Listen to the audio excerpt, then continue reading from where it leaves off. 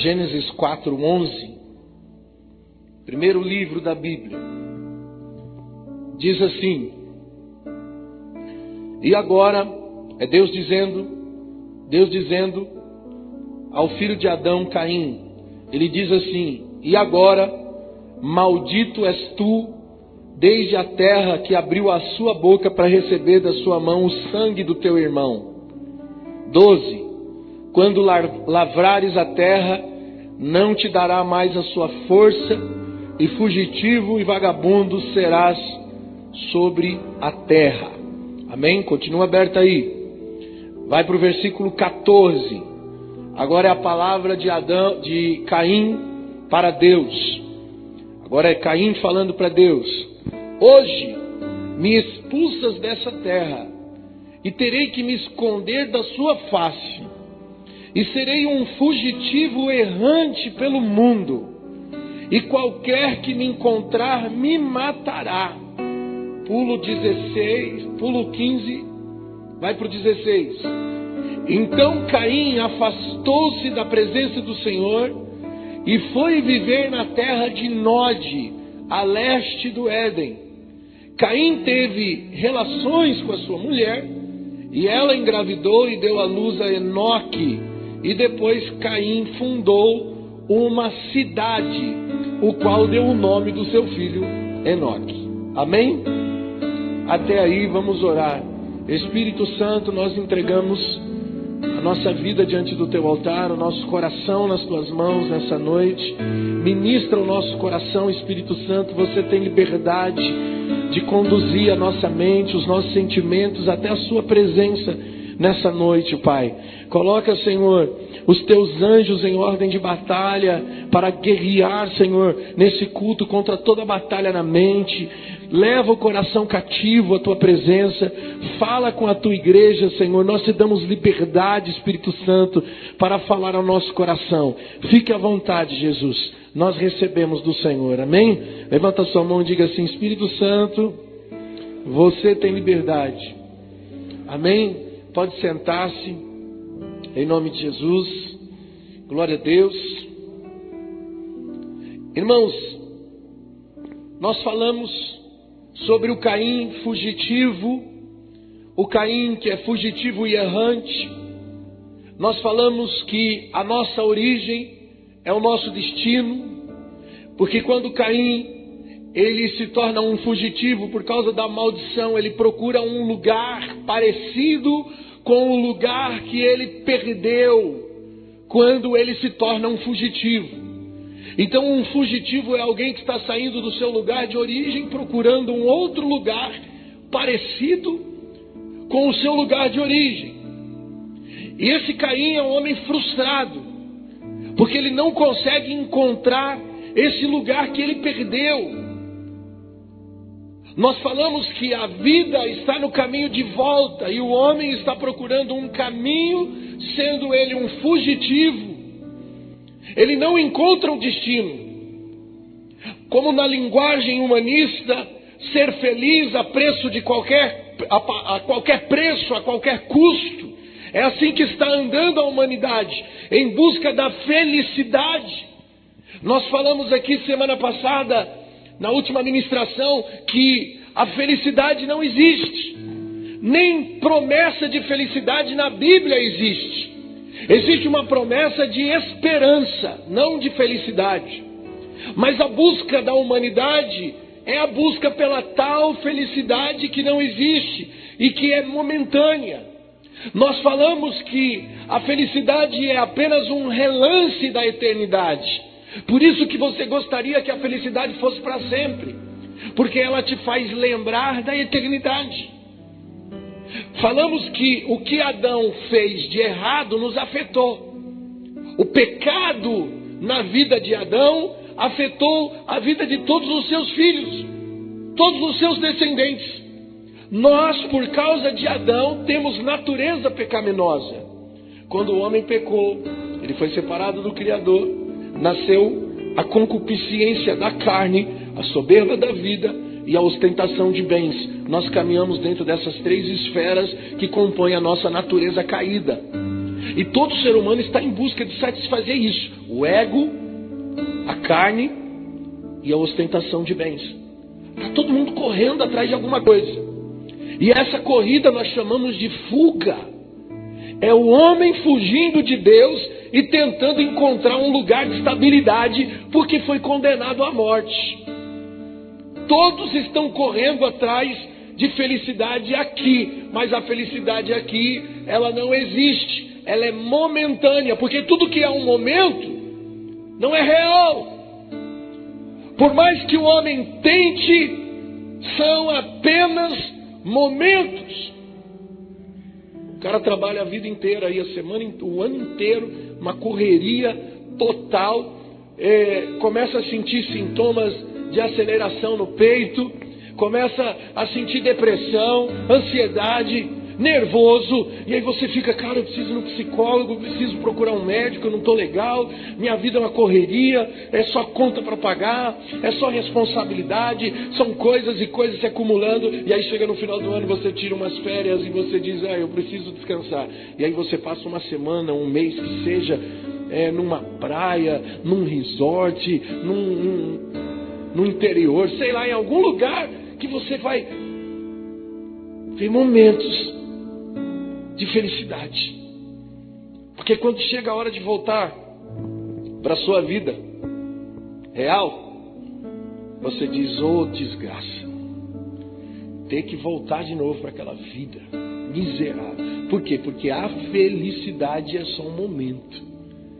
E por incrível que pareça, o ano inteiro você trabalha, você corre atrás para viver o momento no final do ano. O momento que é rápido. Não é uma vida sem graça. Porque a felicidade é momentânea, ela não dura. A nossa corrida é uma corrida sem rumo. Por isso Deus diz que ele será vagabundo. O que é um vagabundo? É alguém sem destino. Alguém que não sabe para onde está indo, que não tem lugar certo. No pejorativo, é alguém que falta caráter. E nós somos vagabundos tanto no adjetivo quanto no pejorativo. Por quê? Porque somos sem rumo e não temos um caráter ideal, refinado. Somos desonestos. Quem já agiu com desonestidade aqui? Dá um sinal com a mão. Quem já foi desonesto aqui? Levanta a mão. Quem não levantou a mão está sendo desonesto agora. Não é verdade? Por quê?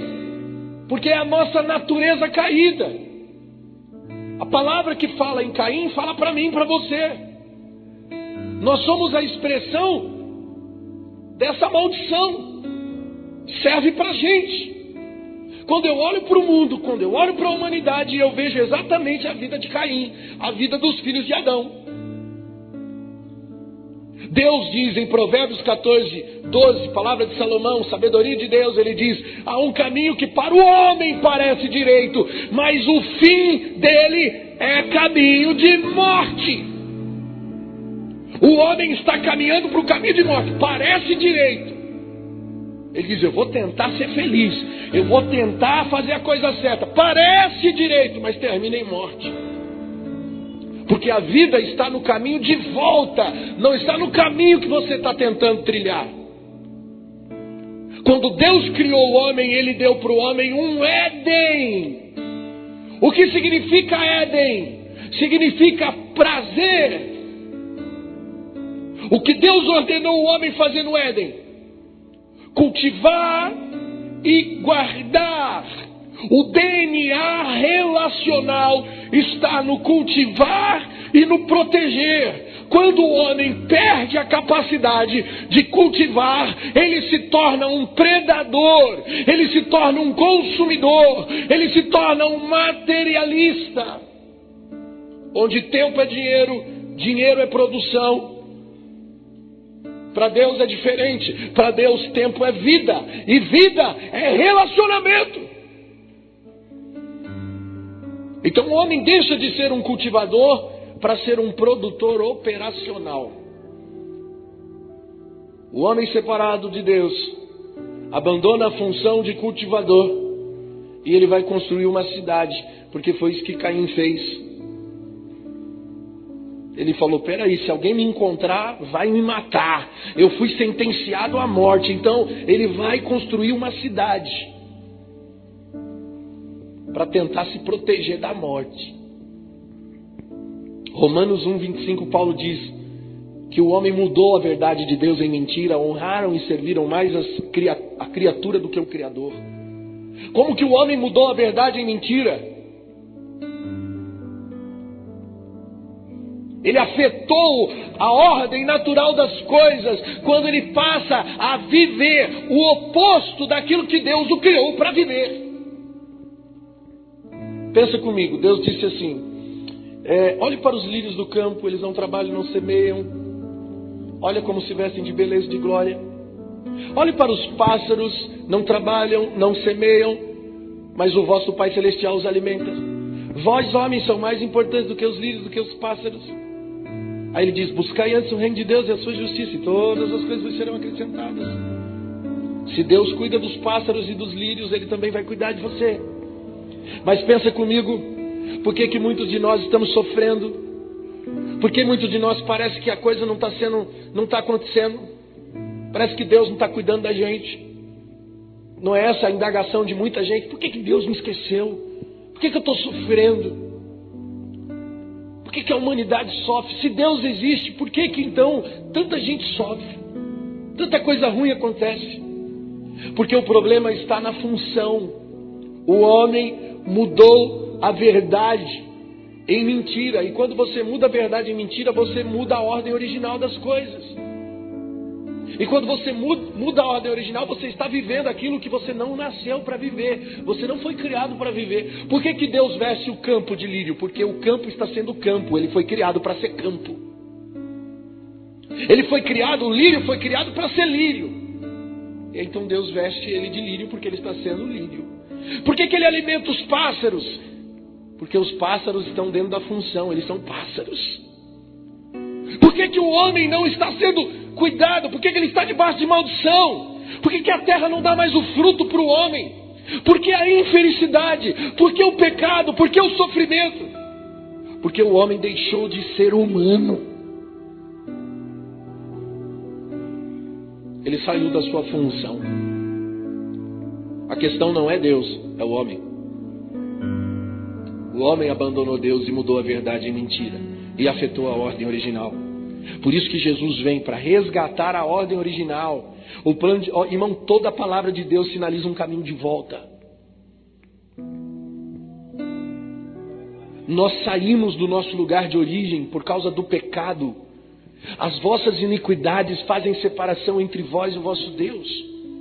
E agora o plano redentivo de Deus é readquirir a propriedade perdida. Por isso que redenção significa readquirir a posse. Quem está readquirindo aqui? Deus! Porque dele, por ele, para ele são todas as coisas. Tudo que Deus criou pertence. Tudo que Deus criou só funciona dentro da ordem criacional quando está nele. Quando pertence a Ele, fora do pertencimento de Deus, morre. O pecado desligou o homem. Qual é o salário do pecado? A morte. Fomos sentenciados à morte. Somos o Caim errante, fugitivo, sem destino, vagabundos, sem integridade. Essa é a tradução real da humanidade hoje, porque é a humanidade caída e separada de Deus. Qual que é a ordem original? Cultive as relações. Não, mas eu vou construir uma cidade. Não, você não foi chamado para construir nada. Você foi chamado para cultivar relações. Porque enquanto você cultiva as relações, o Senhor, Deus, que é o arquiteto do universo, Ele constrói uma cidade para o homem. Construa as relações que Deus edifica a cidade. Olhe para Abraão. Abraão foi chamado de peregrino em terra estranha. Mas Abraão, quando morreu, ele viu uma cidade cujo fundador e arquiteto é Cristo. Um homem que tudo que ele fez foi levantar altares. Abraão nunca construiu uma cidade. Ele nunca levantou uma pedra para construir uma casa. Mas ele levantou pedras para fazer altares. E o que significa levantar altares? Significa queimar na terra o pecado, abrindo uma porta onde Deus possa novamente se relacionar com o homem. Levantar altar é dizer para Deus: nada aqui nesse mundo faz sentido se Ele não estiver. Abraão investiu toda a sua vida em relacionamento. Era tudo o que o homem tinha que fazer desde o princípio. Por isso Abraão é chamado de pai de multidões. Deus chama esse homem para ser pai, para construir o quê? Família. Para resgatar o modelo original. Por isso que Deus, quando criou o homem, a Bíblia diz: viu Deus que não era bom que o homem vivesse. Aí Deus, da costela do homem, Deus cria a mulher. E a ordem de Deus é: multipliquem-se, sejam férteis, povoai a terra, cultive relacionamentos. É a ordem. Essa é a missão. A gente pensa assim: qual que é o plano de Deus para a minha vida? Está lá em Gênesis. Qual que é o meu ministério? Está lá em Gênesis. Cultive família, cultive relações. É assim que se prega o Evangelho. Olhe para a igreja primitiva. Qual que era a marca da igreja primitiva? O partir do pão, a mesa do relacionamento, de casa em casa, onde tudo que eles possuíam não consideravam seus, mas tudo que tinham consideravam uns dos outros. Nada aqui é meu, tudo é nosso, porque nós somos o quê? Família. Somos relacionamento, somos um corpo onde o cabeça é Cristo. Entende porque Jesus, quando orou, disse: Pai, que eles sejam um, como nós somos um, para que o mundo creia que tu me enviaste. O mundo só vai crer que Jesus foi enviado quando você cultiva relações aqui na terra. Do contrário, ninguém vai acreditar em Jesus. Ninguém vai olhar para você e vai dizer: você é um homem de Deus, vejo Jesus em você. Você pode até falar bonito, você pode até pertencer a uma religião, mas se você não cultiva relações, o mundo não vai crer em Jesus. Essa é a verdade. Por isso que toda a história nas Escrituras sinaliza um caminho de volta. Apocalipse termina no capítulo 1 de Gênesis. Como era no princípio. O homem pertencendo ao Criador, cultivando relações. O que o pecado desencadeou? O abandono das relações e a construção de cidades. Quando o homem pecou, a primeira coisa afetada foram as relações. Adão, que tinha que proteger a mulher, disse: a culpa é dela. Foi a mulher que tu me deu. Não protege. Olha a diferença de Adão e de Jesus. Jesus vai na frente e diz: a culpa é minha. E ele vai para a cruz e dá a vida pela igreja. O Adão aponta o dedo para a mulher e diz: é ela. Deus pode punir ela.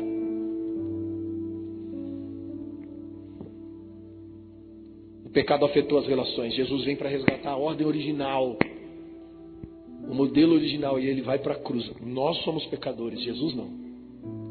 Mas ele vai na cruz e se faz pecado, se faz maldito, por amor.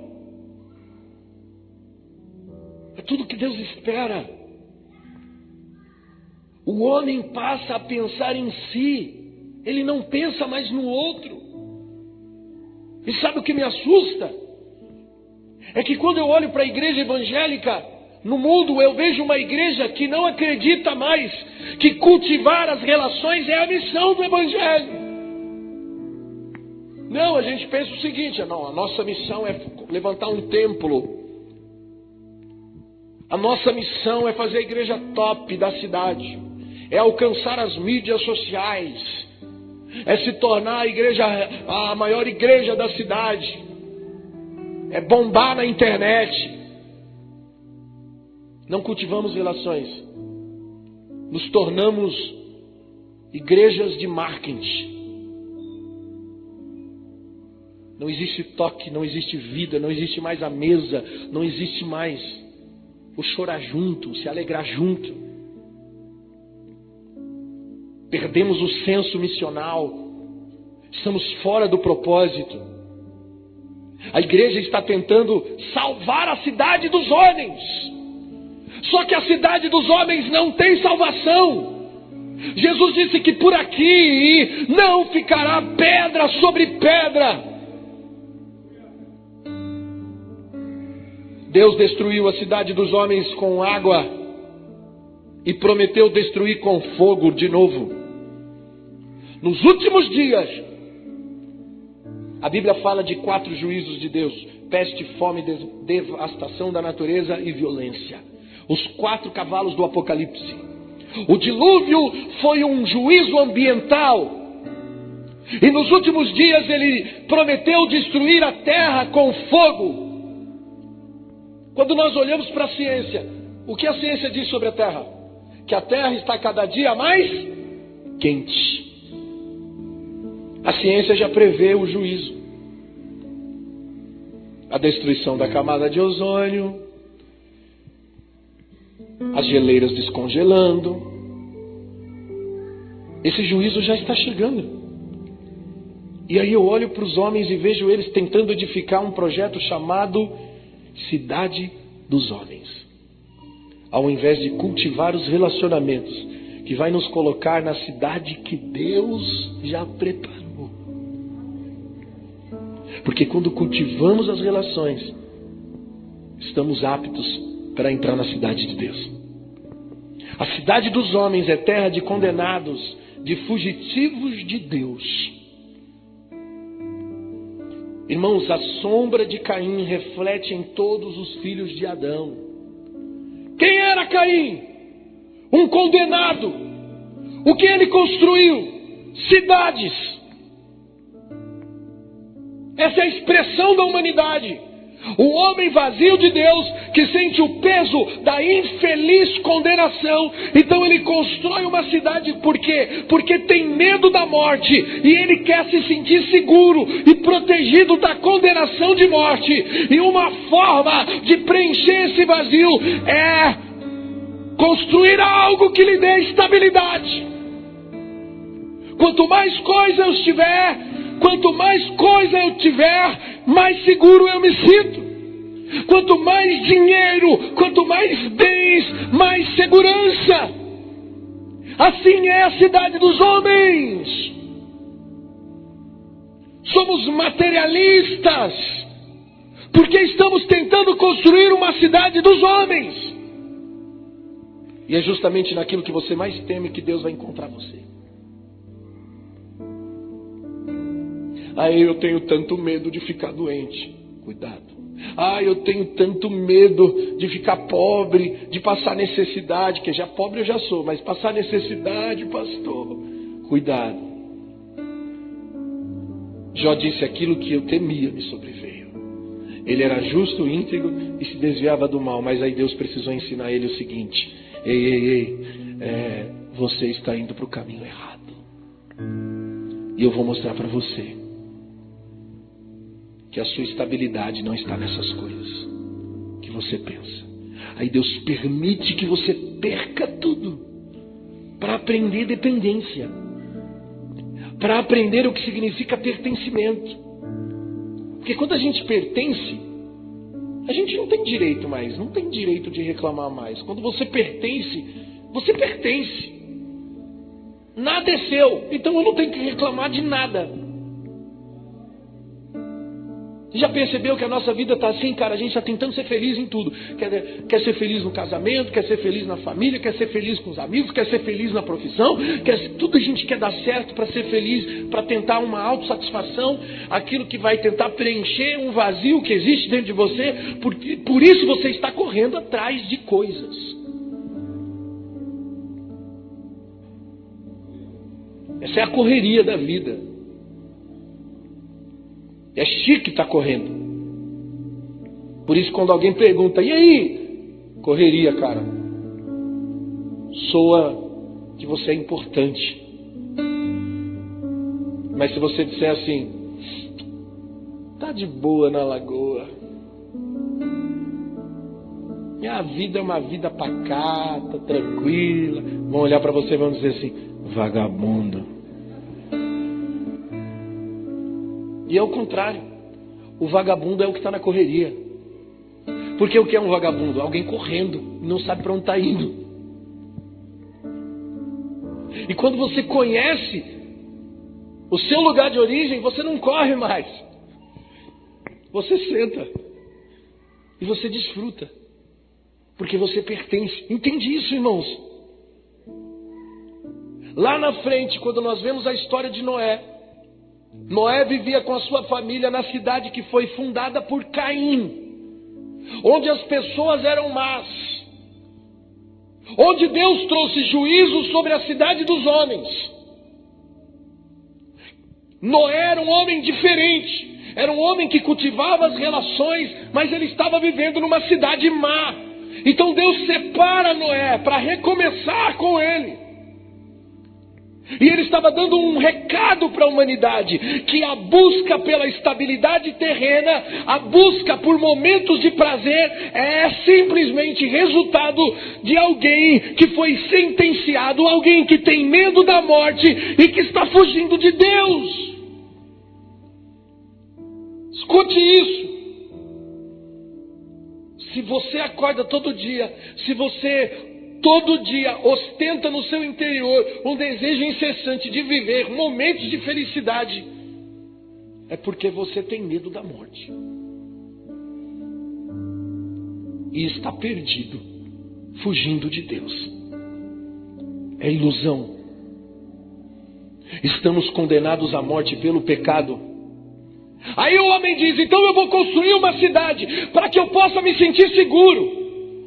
Está tentando fugir da condenação, mas não tem jeito, a morte vai chegar, e não importa o tamanho da mansão que você construiu, a morte vai chegar. Dinheiro, irmão, não pode salvar você da morte. Está envelhecendo, aí vai lá e faz uma plástica, né, para dar esticadinha, para ficar melhor o visual. Mas vai morrer, não vai adiantar. É só uma capa.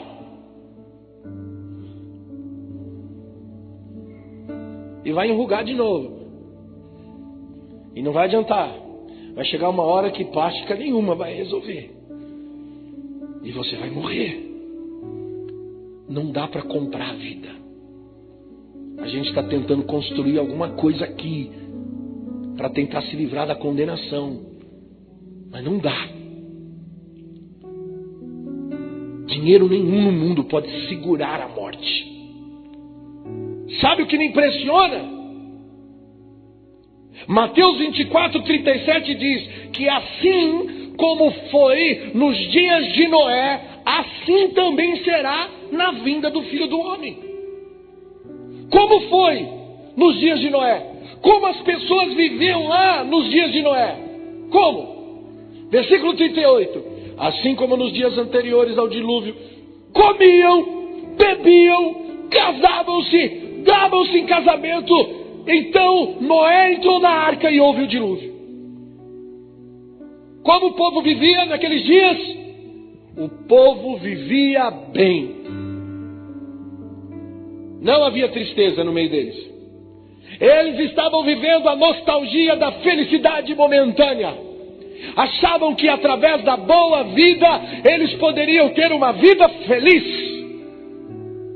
Até que veio o dilúvio. Porque a felicidade é só um momento que você gostaria que fosse para sempre. Mas é só um momento.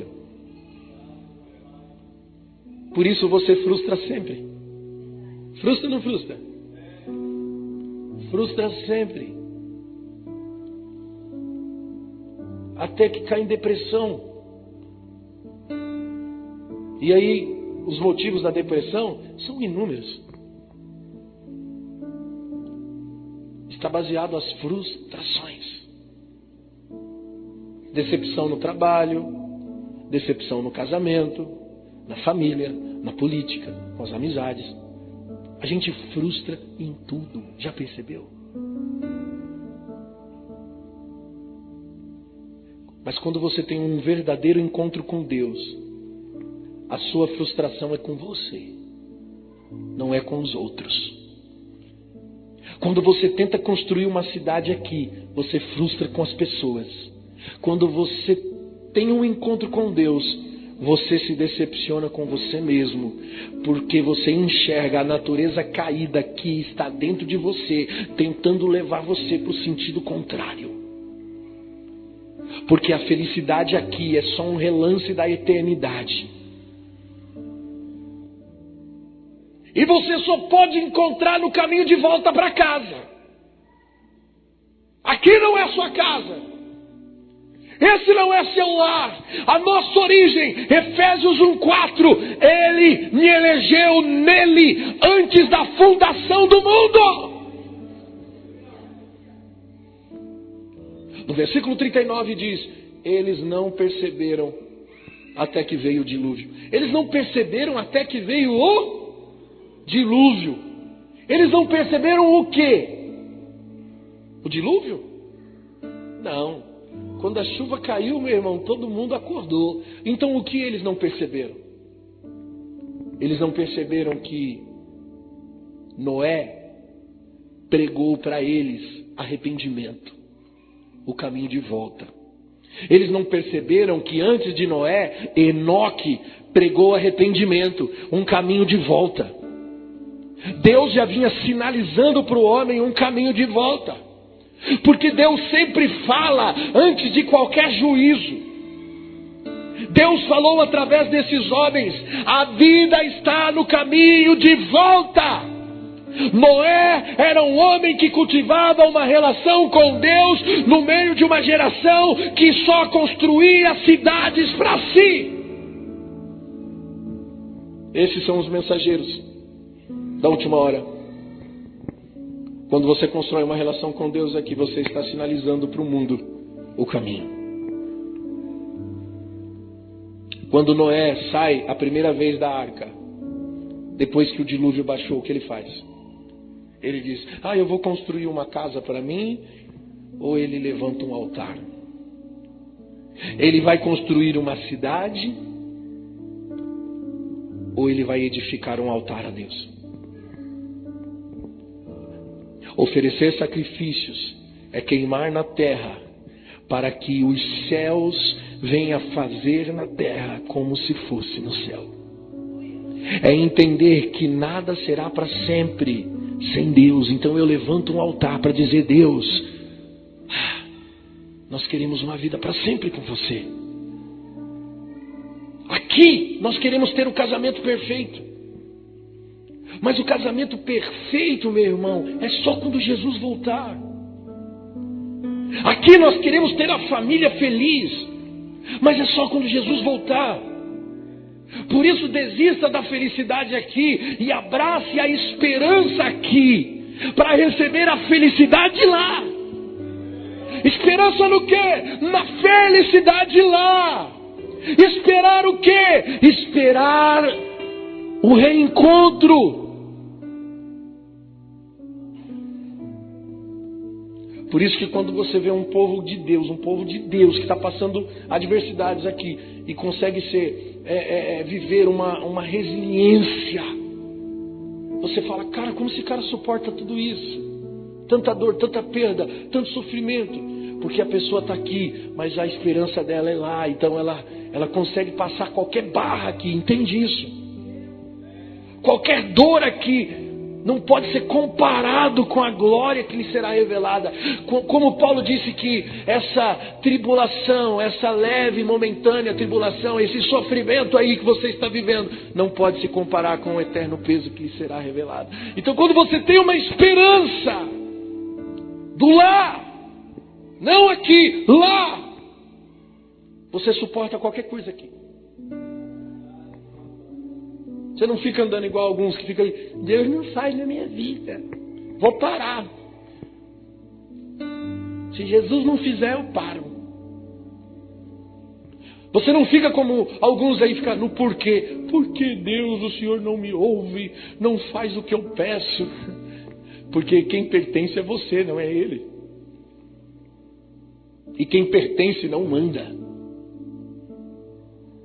A gente está tentando mandar em Deus. Eu determino. Você não determina nada. Quem determina é Ele. A religião que ensinou errado para você, e aí você tem uma visão de Deus de forma distorcida. Deus não existe para realizar os seus caprichos e desejos. Deus tem uma vontade soberana. Deus tem uma vontade que é maior que a sua. Deus tem um caminho que é diferente do seu. O seu é um caminho de morte. O caminho do Senhor é diferente. Ele diz, os meus caminhos são mais altos do que os seus caminhos. O meu pensamento é mais alto que o seu pensamento. Assim como o céu é mais alto que a terra, assim são os meus caminhos mais altos que os seus caminhos. Os seus caminhos são caminhos de morte, mas os caminhos do Senhor são caminhos de vida. Então não tente ditar regras para Deus. Quem pertence, aceita e pronto. E se agarra na esperança e diz, Deus sabe o que está fazendo. Quantas pessoas eu já vi no leito de morte, enfermo, desenganado pela medicina, e a pessoa dizer, Deus sabe o que está fazendo. Eu confio em Deus. Se Deus me curar, glória a Deus. Se Ele não me curar, pastor, eu vou para a glória. Eu vou morar com Ele na eternidade. Você entende que não é aqui, o lance é lá. Que viver é Cristo, mas se for para morrer, é lucro. Isso se chama esperança. A promessa aqui não é de felicidade, porque tudo aqui é um momento. E a palavra-chave é esperar. Esperar que o momento acabe. A felicidade aqui é só um vento. Querido, seja qualquer química que te faz feliz, passa. Seja sexo, seja drogas, seja dinheiro, seja elogio, seja reconhecimento. Salomão diz, é vaidade, porque passa. Esses dias um amigo me ligou. Eu fiquei muito feliz. Ele me ligou e disse, pastor, ora por mim agora, cara. Eu preciso da sua intercessão. Ele estava muito longe da sua casa a trabalho. E ele me disse, pastor, tem uma mulher aqui. Ele disse assim para mim, pensa numa mulher bonita. E ela está doida para sair comigo. Ora por mim, pastor, eu não posso fazer isso. E eu comecei a orar por ele e falei assim para ele, cara, fica firme, não vale a pena. Depois vai vir a angústia, a tristeza, a culpa. A sua esposa não merece isso. E ele disse, eu sei, pastor, ora por mim. Mas sabe qual que foi o bonito? É que ele teve coragem de pedir ajuda. Ele não silenciou aquilo no seu coração. Ele abriu. Porque, irmão, a verdade é a seguinte. Temos uma natureza caída. Ah, pastor, que miserável, que não devia nem ter te ligado, nem cogitado. Não. A gente já nasce ruim. Pode olhar para as crianças. As crianças já nascem com a natureza de maldade. A gente fala, criança é pura. Quem disse isso para você que criança é pura? Pode perceber, o bebezinho já nasce ganhando assim, chorando, querendo a mãe. Você pega, já faz birra, puxa o cabelo.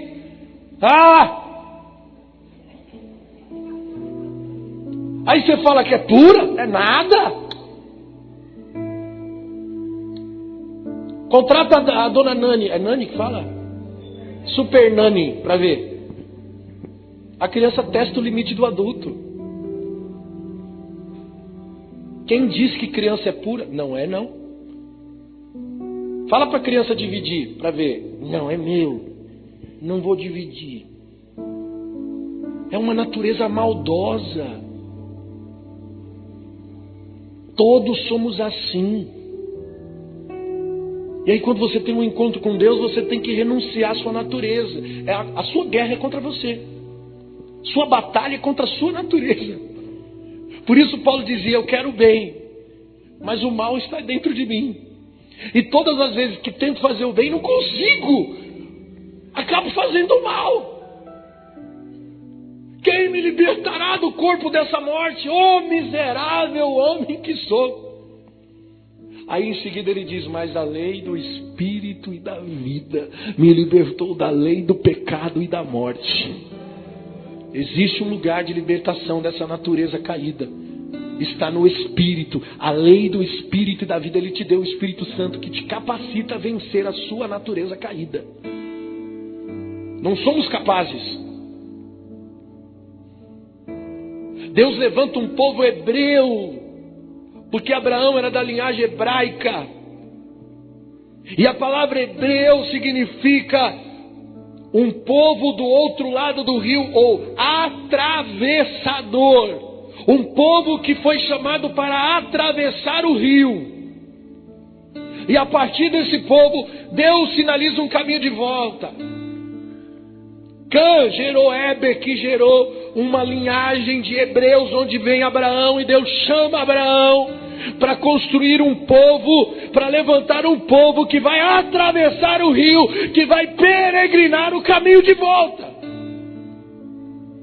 São aqueles que sabem, estamos aqui, mas não somos daqui, e só vamos encontrar quando chegar lá. Olha o que Hebreus diz, 11, versículo 8.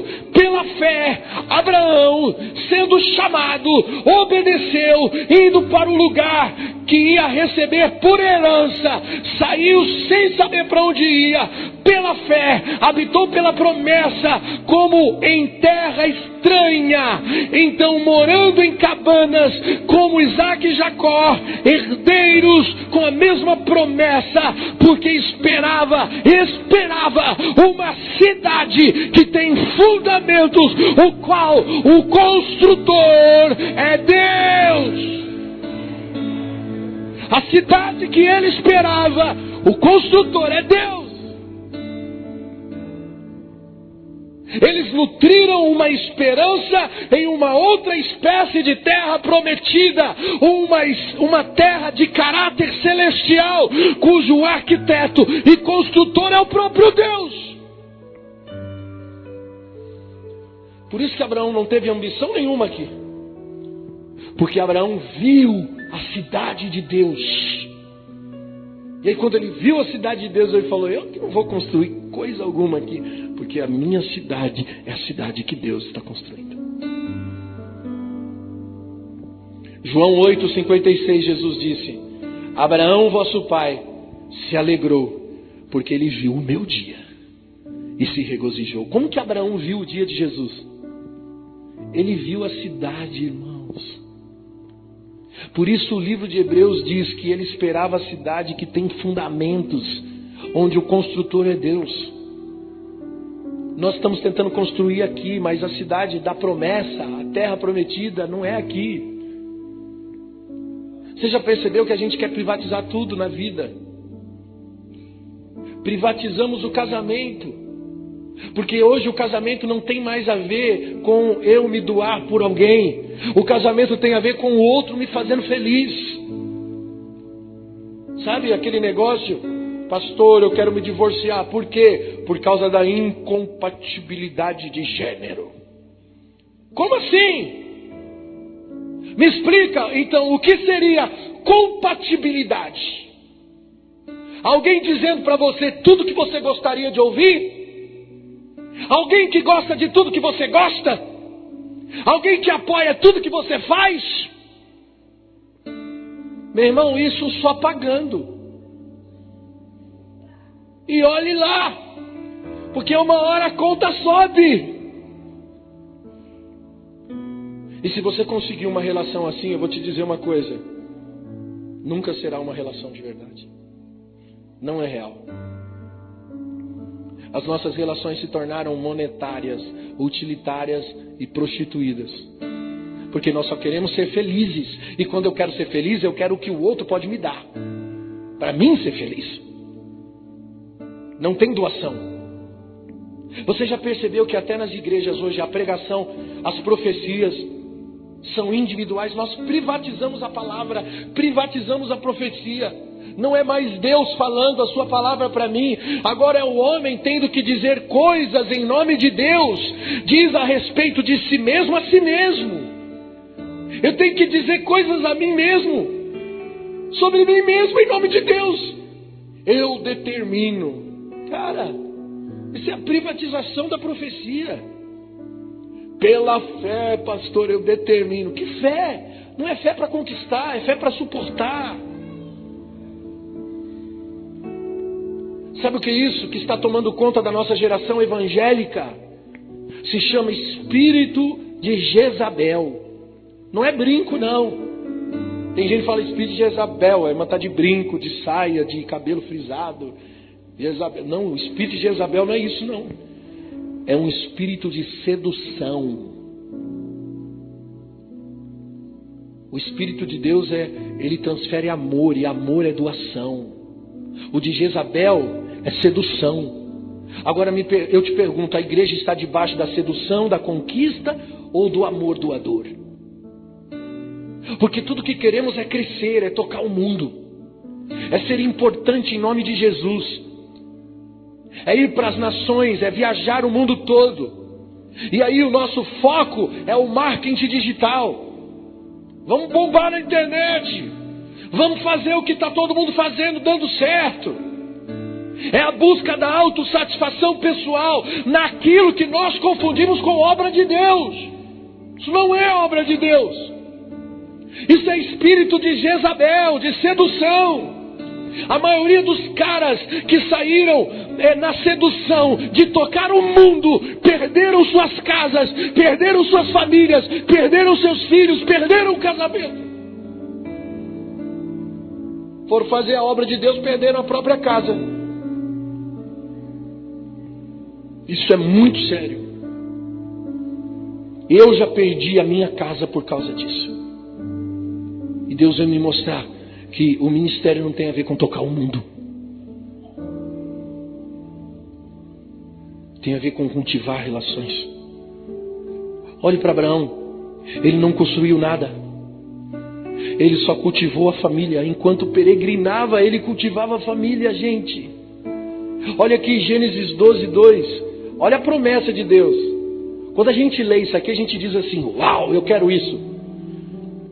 Versículo 2: far-te-ei uma grande nação, abençoar-te-ei, engrandecerei o teu nome, tu serás uma bênção, abençoarei os que te abençoarem, amaldiçoarei os que te amaldiçoarem, em ti serão benditas todas as famílias da terra. Uau! A gente lê isso, a gente diz: eu quero isso, Jesus. Mas o que Abraão fez? Vai para a vida de Abraão. Ele construiu família.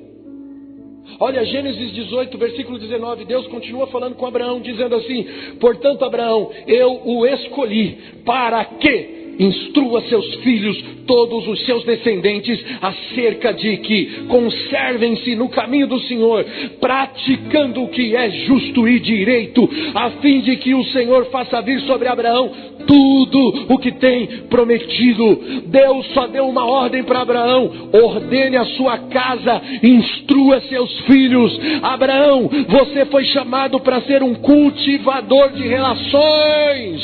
Irmãos, nós não fomos chamados para construir cidades. Construindo família, Abraão tocou o mundo. Todas as nações de todos os tempos.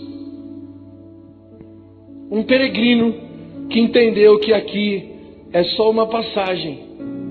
Porque enquanto você constrói relacionamento, Deus constrói a cidade. Entende? Olha a diferença de Abraão e de Ló. Quando Deus falou para Abraão sair da sua terra e habitar como peregrino na terra estranha, para viver uma promessa, Abraão levou o sobrinho Ló. E Deus falou: divide, separa, manda teu sobrinho embora. E aí eles tiveram que discutir sobre qual caminho. Abraão falou: pode escolher. Ló olhou e viu uma campina, uma cidade chamada Sodoma. E ele disse: é para lá que eu vou, eu quero a cidade. Abraão reclamou. Ele foi para a campina verdejante, onde tinha uma cidade, e Abraão ficou com o deserto. Ele reclamou. Por que Abraão não reclamou em seguir pelo deserto? Porque ele era um cultivador de família, ele não era um construtor de cidades. E o que aconteceu? Assim como a morte visitou a cidade dos homens no tempo de Noé, o juízo de Deus, a morte, visitou a cidade dos homens novamente. E Ló perdeu a família.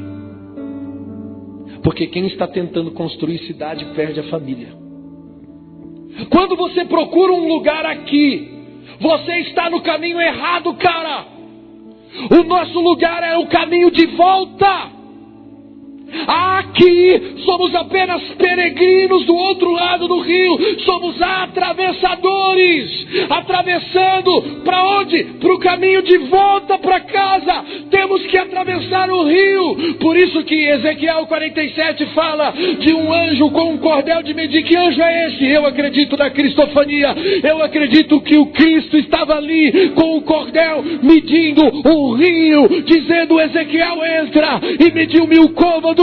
E mais para dentro, e mediu 1000 côvados. Escute, isso é um sinal. Nós precisamos atravessar o rio. Esse é o chamado de Deus, um caminho de volta, onde Jesus é o caminho, a verdade e a vida. E quando você encontra Jesus, você só tem que seguir as medidas que Ele traz para nós.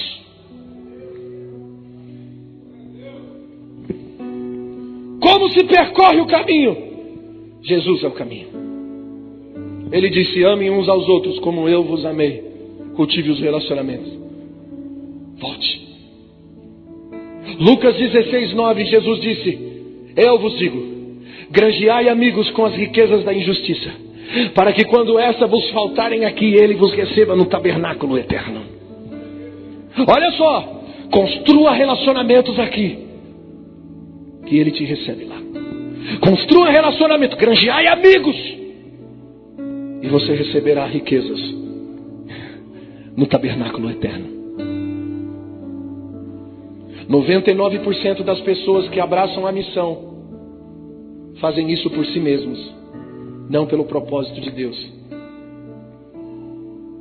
Tem muita gente, irmão, eu estou falando do povo evangélico, estou falando do povo religioso, tentando construir cidades. Gente em busca de uma plataforma, em busca de um espaço, de um lugar que traz estabilidade. Não cultivar relações. E aí as nossas relações se tornaram utilitárias, interesseiras, dependendo da plataforma que o outro possui. O que é que você tem para me oferecer? É importante, o cidadão ali é famoso, é importante. Tem 700 mil seguidores no YouTube. Aí ele vai vir aqui, vamos puxar um tapete vermelho, vai entrar, vai sentar, vamos dar uma oferta de 10 mil reais para ele. Vamos cultivar um relacionamento de interesses. Essa geração está precisando de peregrinos, não de mais pessoas que querem ser protagonistas. Tem gente tentando ser o bom samaritano da história, mas nós fomos chamados para ser a hospedaria, não o bom samaritano. Apenas a hospedaria. Jesus é o bom samaritano que vai pegar o ferido e vai trazer para a hospedaria e vai dizer: cuida dele, eu te pagarei quando voltar. Cultive as relações. Está cheio de gente tentando tocar o mundo sem saber para onde está indo. Eu vejo muitos jovens tentando um ministério, começando um ministério, uma vida agitada. Gente que começa a pregar, louvar, falar e dizer: Deus já me chamou, Deus me escolheu. E aí você está dentro do espírito de sedução, pensando em fazer agenda, viajar o mundo, pregando e cantando. E isso aqui é muito glamuroso, é prazeroso fazer. E eu vou te fazer algumas perguntas para te fazer refletir sobre o que é chamado de Deus. Você está engajado, mas a pergunta é: você está engajado nos seus sonhos pessoais ou nos sonhos de Deus para você? Somos peregrinos, cultivadores de relações, ou somos construtores de plataformas? Você precisa fazer uma assessoria digital para começar alguma coisa? Ou já começou? Através do cultivo das relações. Queremos um lugar aqui, na cidade dos homens? Ou cultivamos família? Buscamos estabilidade no fazer? Ou simplesmente valorizamos o outro que é o meu próximo? A visão que temos é espelhada em homens, em plataformas, ou ansiamos o céu? Existe aquele desejo pelo céu em você? Em que você diz: oh Deus, eu não vejo a hora que o Senhor venha.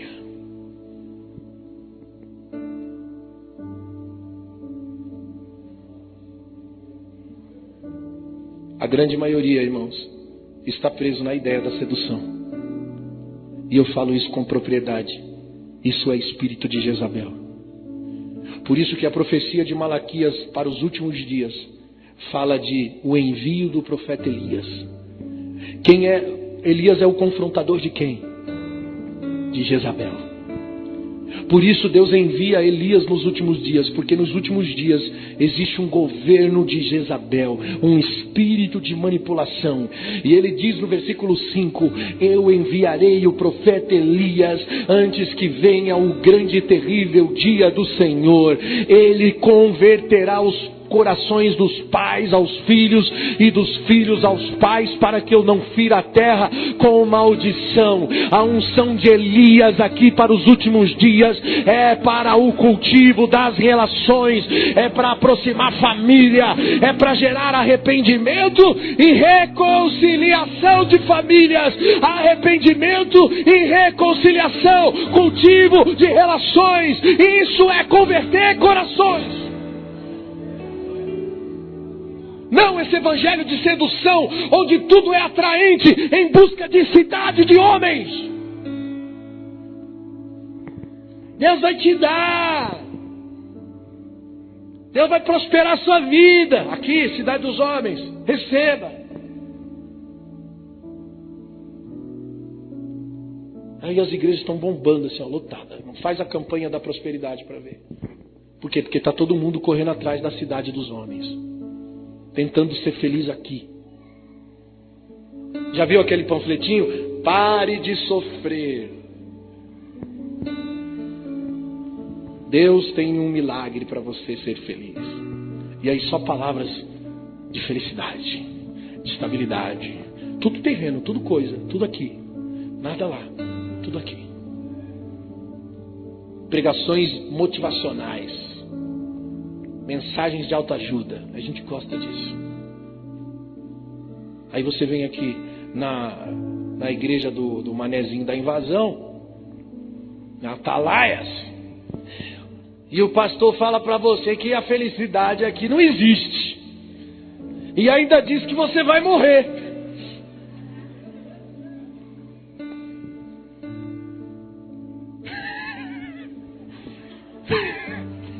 Eu não sei o que você está fazendo aqui ainda.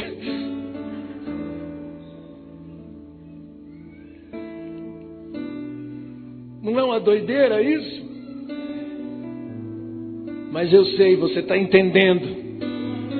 Você está entendendo, irmãos.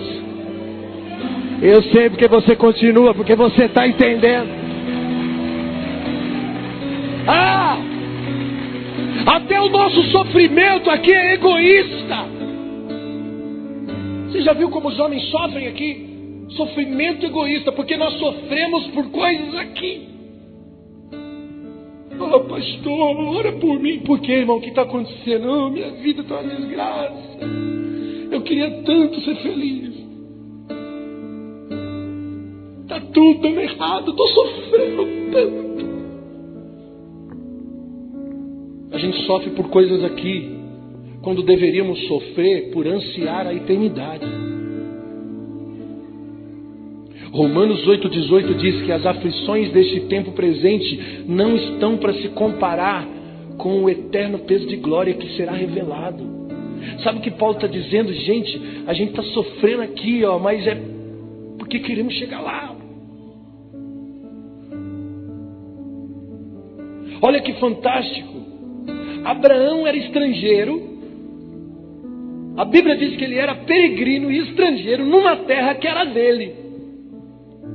Não é isso que Deus disse para Abraão? Do alto do monte diz: Abraão, dá uma olhada na terra. E ele olha e diz: está vendo? Onde a tua vista alcança, tudo te darei. Onde alcançar a tua visão, será sua por herança. Deus deu uma terra por herança para Abraão, sim ou não? Deu. Mas a Bíblia diz que ele era estrangeiro na terra que era dele. Por quê? Presta atenção.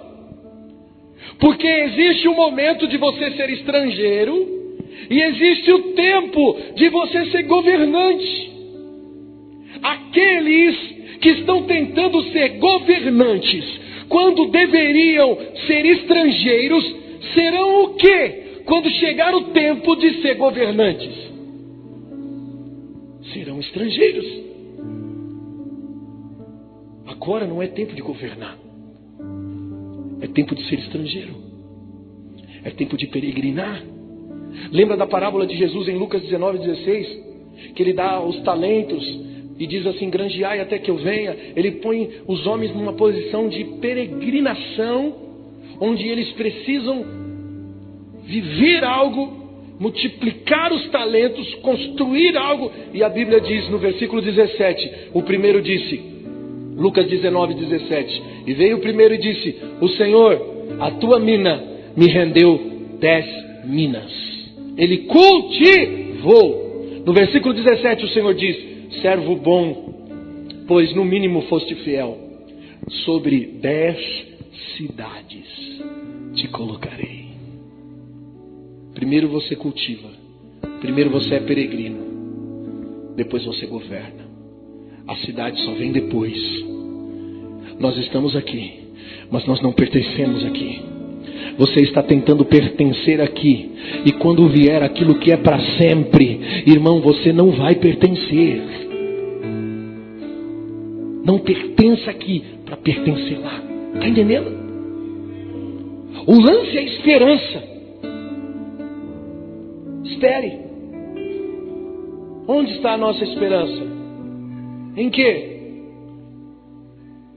Por que tanta correria? Por que essa vida agitada, corrida?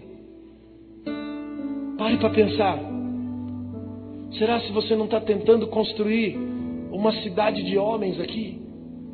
Por isso que você está perdendo a paz, a alegria, está entrando nesse processo depressivo, onde o mundo está vivendo isso. Cada dia mais cresce o diagnóstico depressivo nas pessoas. Por que será? Porque está todo mundo na corrida frustrante, na fuga, tentando construir coisas que nunca vão poder satisfazer. 1 Coríntios 15:19, olha o que Paulo diz: se esperamos em Cristo somente nessa vida, somos os mais miseráveis dos homens e somos dignos de compaixão. Mas, de fato, Cristo ressuscitou dentre os mortos, sendo a primícia dentre aqueles que dormiram, visto que a morte veio por meio de um homem, e também a ressurreição por meio de um só homem. Pois da mesma forma como em Adão todos morreram, em Cristo todos são vivificados, mas cada um por sua vez. Cristo o primeiro, Depois, quando ele vier, os que lhe pertencem, então virá o fim, quando ele entregar o reino de Deus ao Pai, depois de ter destruído todo o domínio e autoridade e poder dos homens, pois é necessário que ele reine até que todos os seus inimigos sejam postos por escabelo dos seus pés, e o último inimigo a ser destruído é a morte. Olha a restauração de todas as coisas. Irmãos, a Bíblia diz que Deus nos fez herança. E a Bíblia também diz que Ele nos fez herdeiros. Não parece um paradoxo? Como que alguém é herança e é herdeiro? Ou eu sou a herança ou eu sou o herdeiro. Do que Deus estava falando exatamente? Há uma relação. Eu sou a herança dele. E eu sou o herdeiro dele. Ele é meu e eu sou dele. Entende isso? É uma unidade indivisível de amor. Efésios 1:13.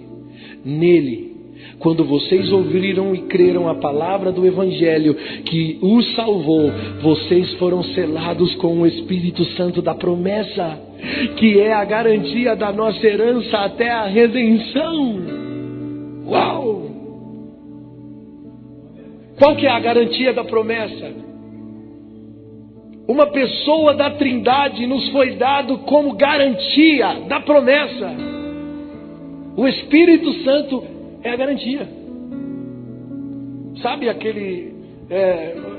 vou traduzir para os dias de hoje. Quando você vai comprar alguma coisa a prestações, tem um contratinho lá, um negócio que vincula.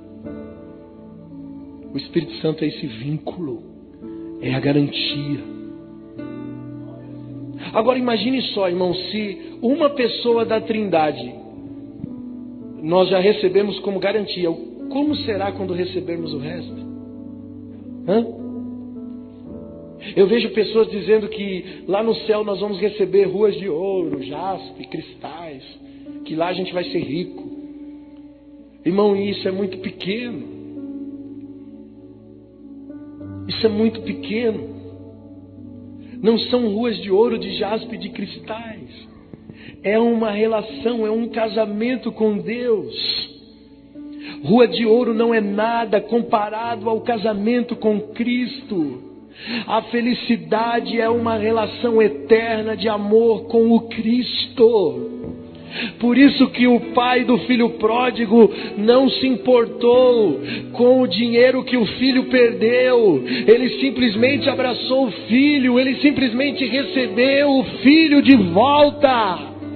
Sabe, quando a gente prega apelo para as pessoas aceitar Jesus, a gente diz: você vai para o inferno. As pessoas dizem: se você não aceitar Jesus, você vai morrer, você vai para o inferno. Não tem a ver com o inferno, tem a ver com voltar para casa. O pai simplesmente abraçou, beijou e fez um banquete. E não importa todo o pecado que ele viveu ontem, não importa toda a promiscuidade que ele viveu ontem, o que importa é que o filho estava perdido e foi achado. Ele voltou para casa. Irmão, essa parábola não reflete apenas um desviado da igreja. Essa parábola reflete o plano redentivo de Deus, a salvação da humanidade. Voltar para casa é o nosso destino. Voltar para casa, voltar para o nosso lugar de origem é o nosso chamado, é o nosso destino. Filipenses 3:20, pois a nossa pátria está no céu, onde aguardamos um Salvador. Nossa pátria é o céu. Volte para casa. Arabasuto romia, ramando rogomastiriacaste. Irmão, você é peregrino. Você não é construtor de cidades. Lute contra o dinheiro, lute contra o seu eu, lute contra a carne. Vença as concupiscências da sua vida. O Pai te chama hoje. O Espírito Santo te trouxe aqui hoje para sinalizar um caminho de volta. Aleluia, todo o evangelho vai sinalizar um caminho de volta. Irmão, volte, volte, volte. Pastor, mas eu sou crente, eu sou evangélico. Você pode estar na igreja 10, 20, 30, 40 anos, mas você ainda está tentando construir cidades.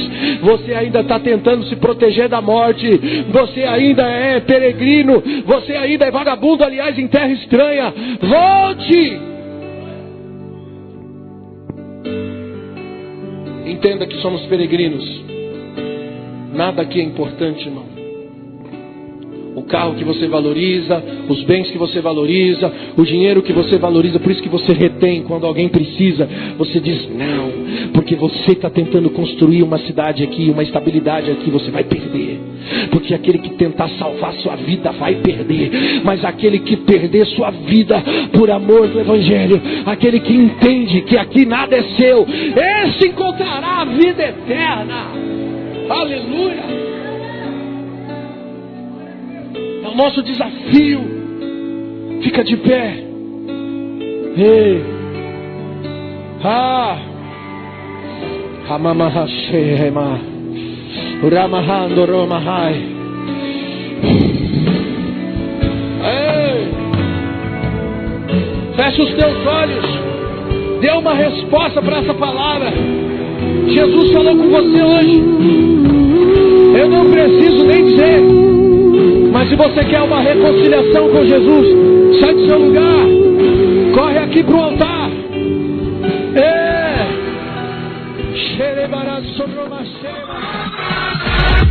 Siga-nos nas redes sociais, Atalaia Church e Fabiano Faia, no Instagram, Facebook e no nosso canal do YouTube. Outras ministrações você encontrará no canal do YouTube Fabiano Faia.